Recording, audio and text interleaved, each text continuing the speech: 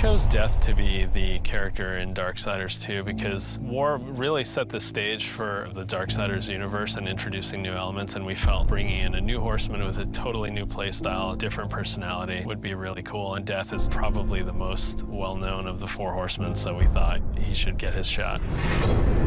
What makes Death different from War is almost everything about him. The way he expresses himself, the way he talks. I have an offer in mind. The way he handles business on the battlefield, and the way that he gets around. It's much more feral, more animal-like. War is very much like a force meets force, a very head-on, steadfast, loyal-bound soldier. Death is much more of a calculated, elegant fighter, a chilling opponent on the battlefield. His traversal has definitely improved. It's a lot faster, more responsive, and so is his combat. His weapon is more interesting. He can dual wield or wield a single heavy weapon, depending on your playstyle. Death's primary weapon is a scythe.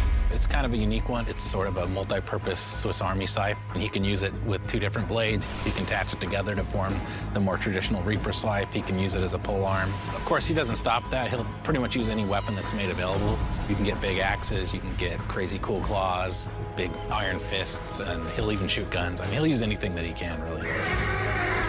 The main improvement from Darksiders 1 to Darksiders 2 was depth. We wanted to make the game more involved. We wanted to have more context. We wanted the player to really feel like they're in a real world with people living there, stuff going on, things going on.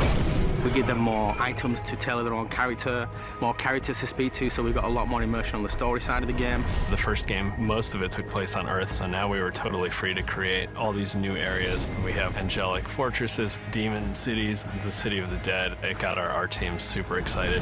On top of that, there's a lot of weapons and armor, and obviously the new character as well, Death.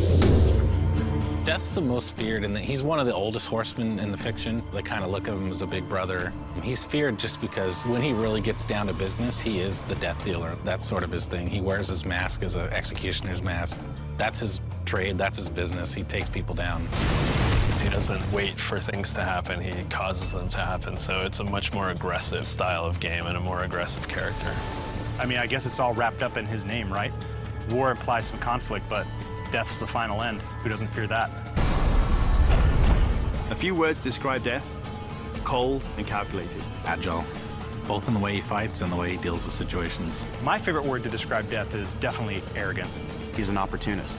If I could describe Death in one word, it's probably badass.